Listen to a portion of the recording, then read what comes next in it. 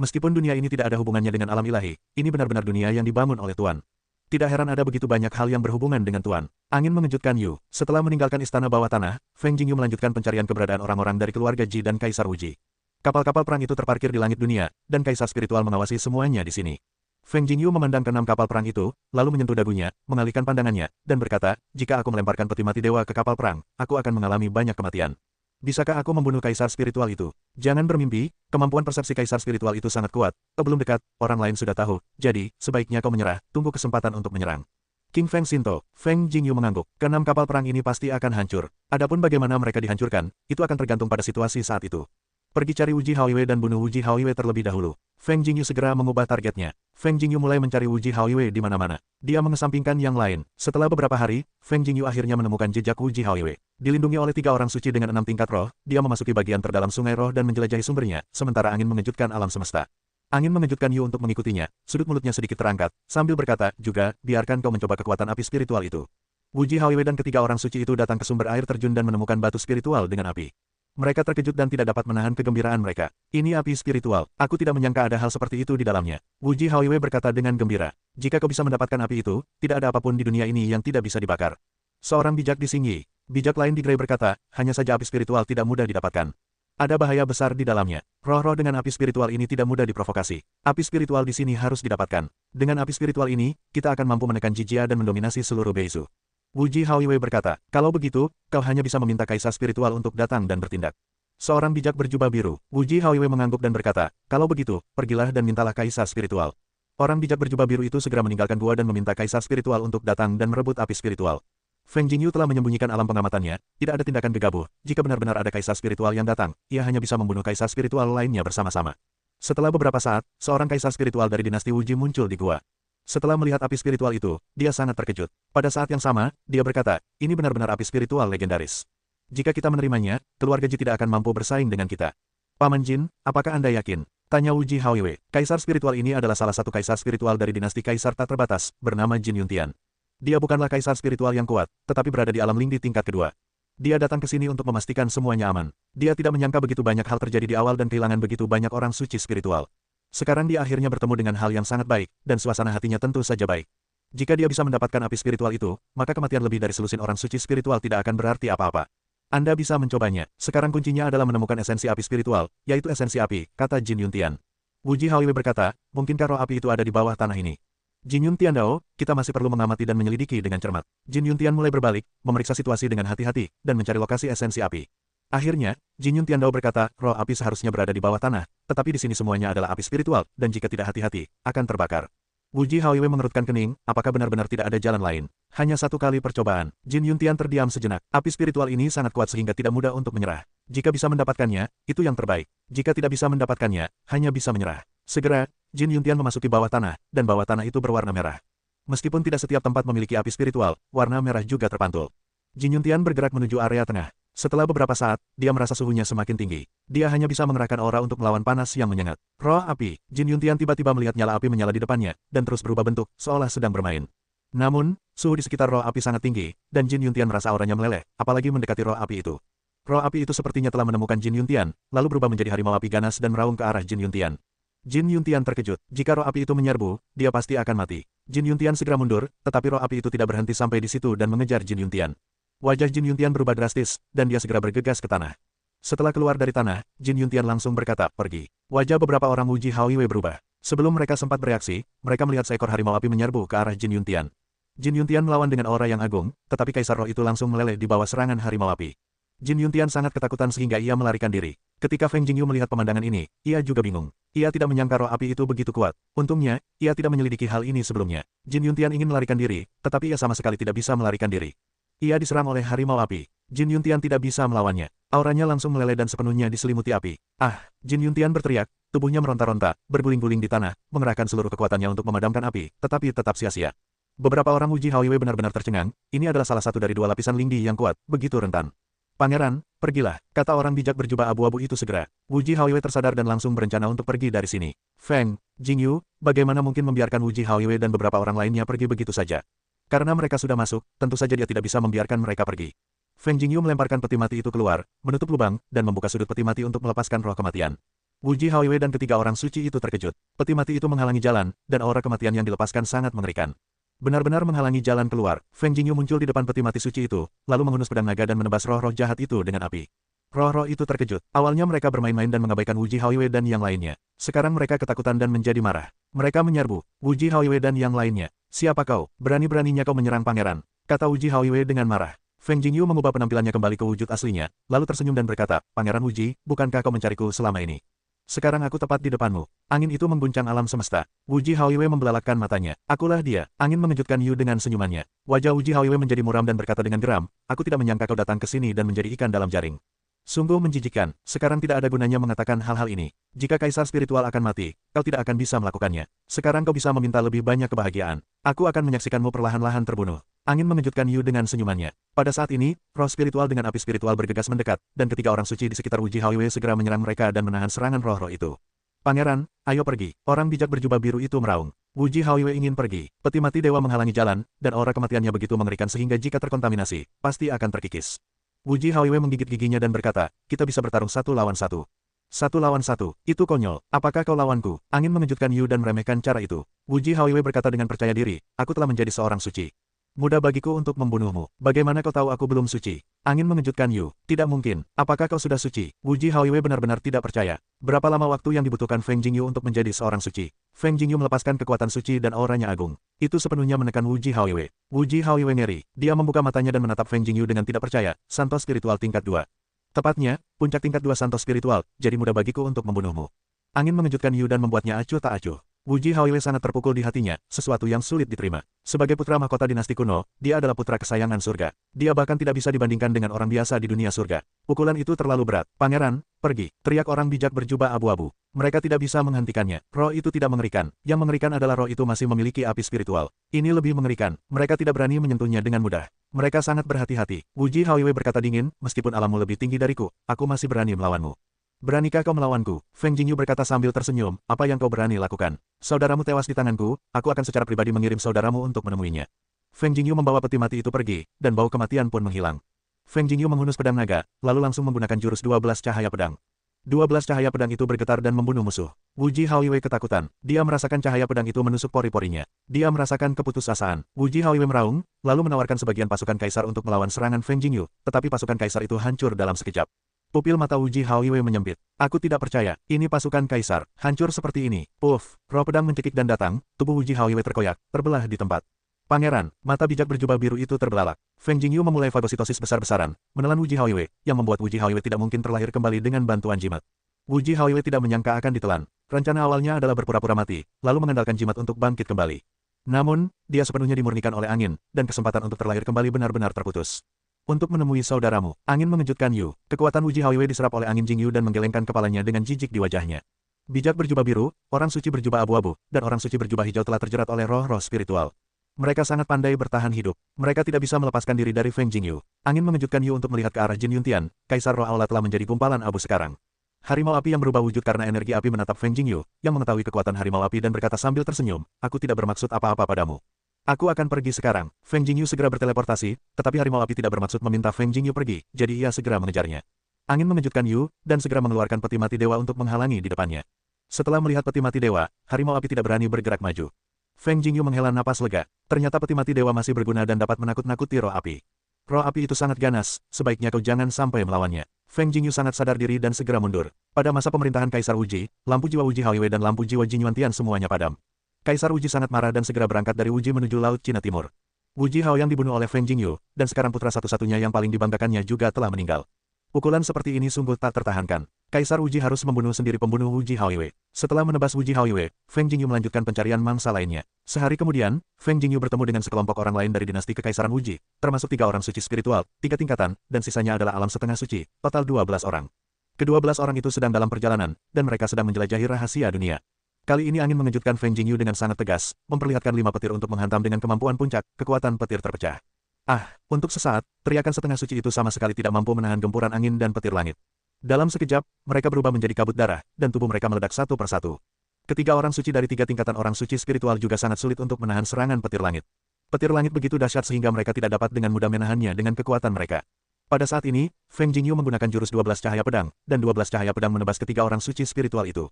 Ketiga orang suci spiritual itu terkejut dan melawan dengan segenap kekuatan mereka, tetapi mereka masih menggunakan metode untuk sepenuhnya memblokirnya, dan ada banyak bercak darah di tubuh mereka.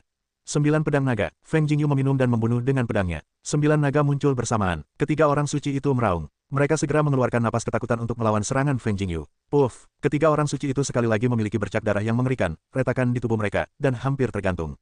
Tidak mudah untuk menghadapi ketiga orang suci spiritual itu. Terlebih lagi, masih dalam kondisi serangan diam-diam. Jika tidak melakukan serangan diam-diam, saya khawatir akan membutuhkan banyak pertempuran. Kini ketiga orang suci itu telah terluka, dan kekuatan mereka telah merosot tajam. Feng Jingyu sekali lagi menggunakan teknik 5 petir. Petir bergemuruh dan menggelegar. Ketiga roh suci itu terkejut. Petir dengan kekuatan hukum jauh lebih kuat dari sebelumnya. Ketiga orang suci di langit bergemuruh, tubuh mereka terus-menerus menyemburkan darah, tubuh mereka penuh dengan bercak darah, seperti manusia berdarah. Ledakan pedang, angin mengejutkan Yu, mengayunkan pedang untuk membunuh. Pedang itu megah, membunuh dengan rasa takut yang mencekam. Puff, puff, ketiga orang suci itu sama sekali tidak dapat menahan serangan sekuat itu. Tubuh mereka ditembus oleh roh pedang. Feng Jingyu melancarkan fagositosis besar, yang melahap ketiga orang suci itu, dan langsung memurnikan mereka. Jika aku melahap lebih dari 4 roh suci, aku pikir aku bisa naik ke tingkat ketiga roh suci. Dengan cara ini, aku bisa keluar dari tempat ini, dan kemudian aku bisa sepenuhnya mengkonsolidasikan alamku dengan menutup diri untuk jangka waktu tertentu. Angin mengejutkan Yu. Feng Jingyu mengubah penampilannya dan membuatnya tampak seperti salah satu setengah suci yang baru saja dibunuh, lalu menekan tingkat kekuatannya ke tingkat setengah suci. Setelah itu, selama beberapa hari, Feng Jingyu mencari mangsa, tetapi di dunia yang begitu luas, terkadang tidak ada yang bisa menemuinya. Pada hari itu, Feng Jingyu tiba di sebuah kota yang sangat megah, yang belum pernah dia kunjungi sebelumnya, dan merupakan kota terbesar yang pernah dilihatnya di sini. Seluruh kota terawat dengan baik, tidak seperti kota-kota lain yang sudah bobrok. Feng Jingyu mendapati bahwa ada banyak tokoh di kota ini, dan Kaisar Wuji serta Jijia sedang berkonfrontasi. Tampaknya mereka telah menemukan sesuatu yang bagus. Kedua belah pihak tidak berani bertindak gegabah dan sedang bernegosiasi. Feng Jingyu memasuki kota. Kaisar Wuji dan Jijia sedang berkonfrontasi. Ada sebuah istana di sini. Apa yang seharusnya ada di istana itu? Kedua belah pihak menginginkannya. Terlebih lagi, kaisar spiritual dari kedua belah pihak muncul, dan hanya ada satu kaisar spiritual. Feng Jingyu melihat kaisar itu muncul, dan tampaknya dia tidak bisa berbuat apa-apa untuk sementara waktu. Dia mengalihkan pandangannya dan melihat 6 kapal perang di langit hari itu dan berkata pada dirinya sendiri, ini benar-benar kesempatan yang bagus. Dengan itu, Feng Jingyu meninggalkan kota dan menuju ke 6 kapal perang besar itu. Sekarang perhatian semua orang tertuju pada para pesaing, siapa yang peduli dengan 6 kapal perang itu. Feng Jingyu tiba di sebuah kapal perang. Kapal itu sangat besar dan dapat menampung banyak orang. Kapal itu luas dan nyaman, seperti istana. Feng Jingyu mencari sesuatu yang berharga di kapal perang, tetapi ia kecewa. Tidak ada yang bisa dilihatnya. Feng Jingyu memasang susunan pembunuh di kapal perang. Dengan kekuatannya saat ini, bahkan para santo pun akan terbunuh, pasti. Setelah itu, Feng Jingyu mengorbankan peti mati dan melepaskan banyak gas kematian yang tersembunyi di dalam susunan pembunuh. Selama susunan pembunuh meledak, gas kematian akan menyembur keluar dan meresap ke seluruh kapal perang seketika. Begitu orang-orang di kapal perang terkontaminasi, mereka pasti akan mati. Feng Jingyu mengatur ini di setiap kapal perang, lalu pergi dengan puas. Selama itu adalah orang-orang yang melangkah ke kapal perang, mereka pasti akan mati. Satu orang bisa membunuh orang lain. Feng Jingyu menyeringai, siapapun yang memprovokasimu akan mendapat 8 nasib buruk. King Feng Shinto, Feng Jingyu berkata sambil tersenyum, itulah yang pantas mereka dapatkan. Feng Jingyu segera datang ke kota dan berdiri di sisi kaisar tak terbatas. Sekarang kedua belah pihak masih bernegosiasi tentang bagaimana mendistribusikan barang-barang di istana. Namun, dilihat dari sikap negosiasi, diperkirakan sulit untuk mencapai kesepakatan.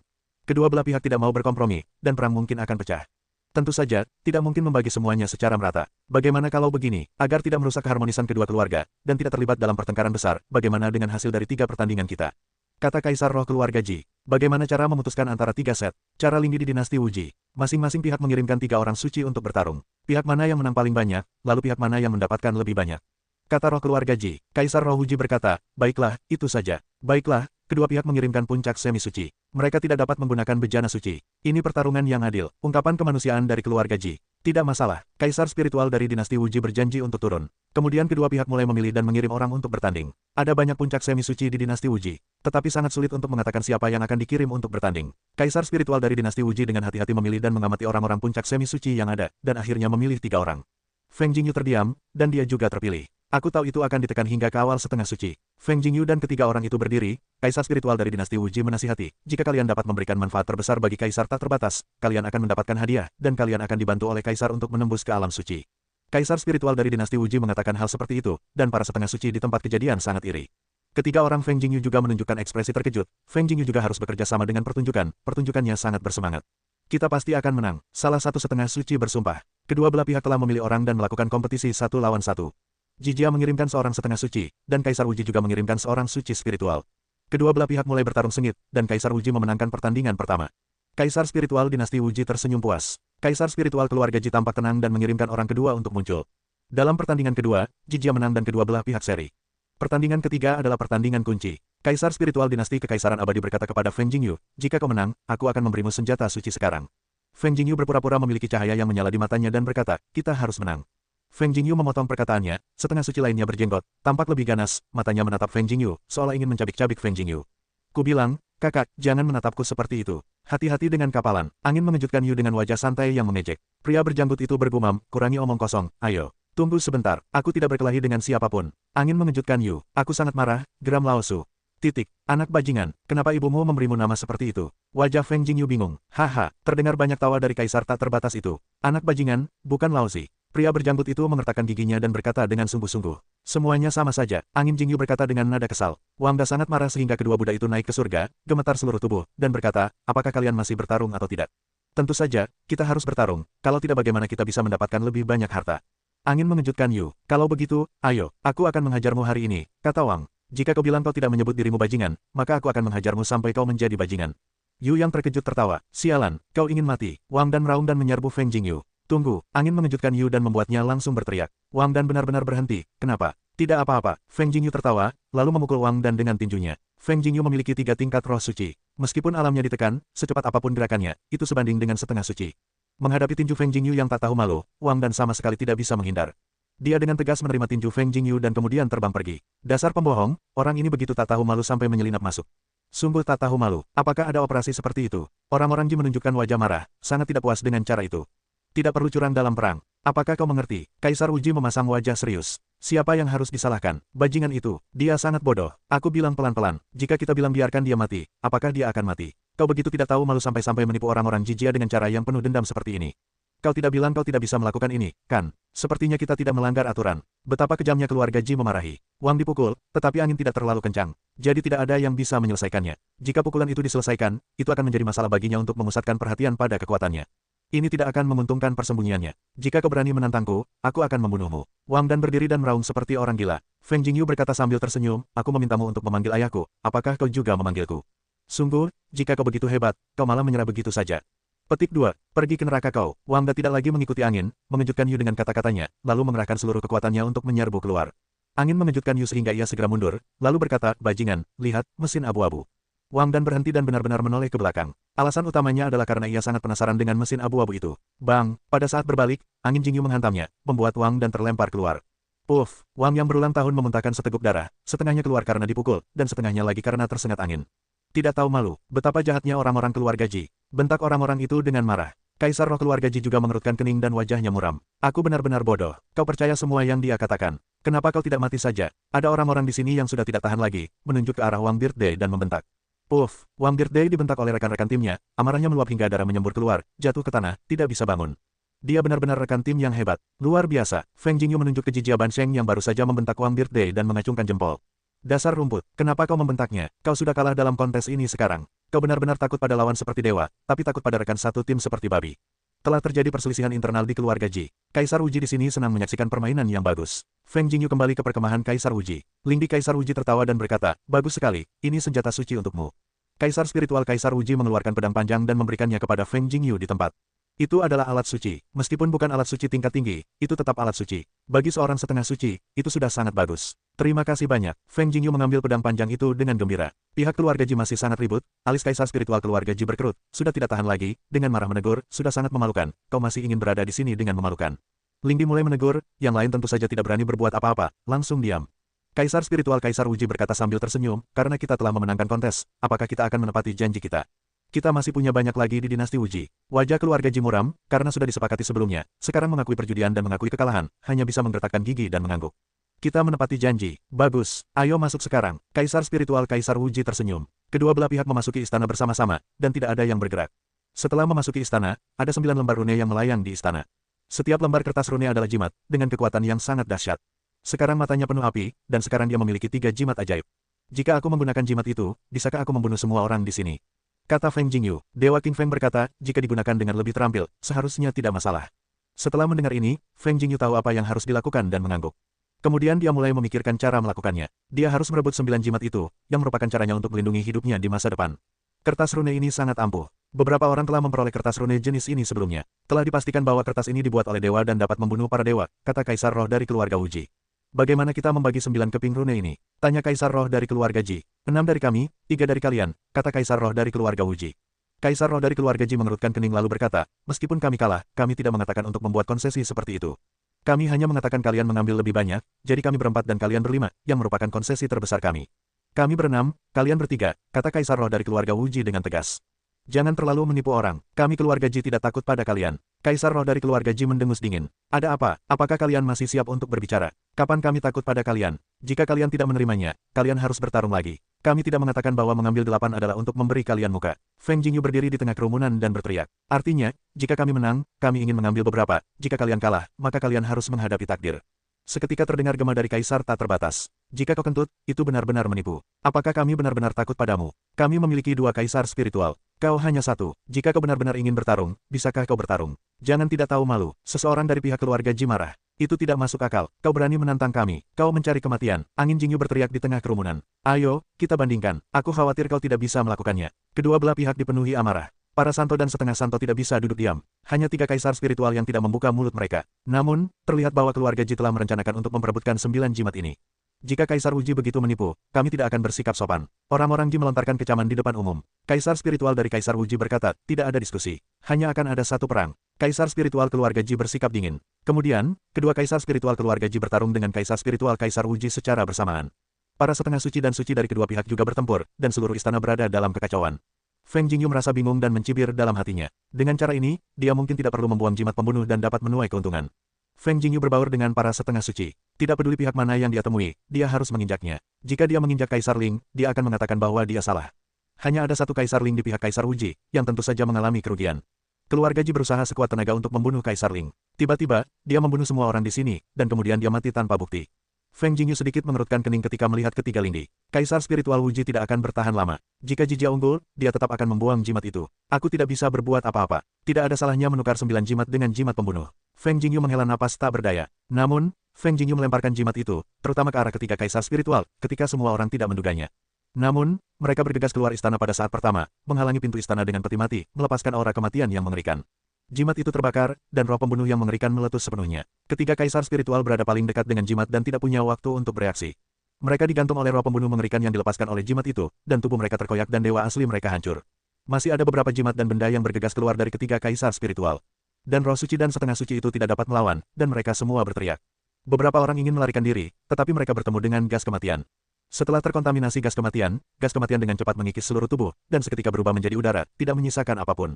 Semua orang di istana tidak dapat bertahan hidup. Tidak ada seorang pun yang hidup di istana. Feng Jingyu menyimpan peti matinya dan masuk ke istana di bawah selubung Ki Ibu dari segala sesuatu.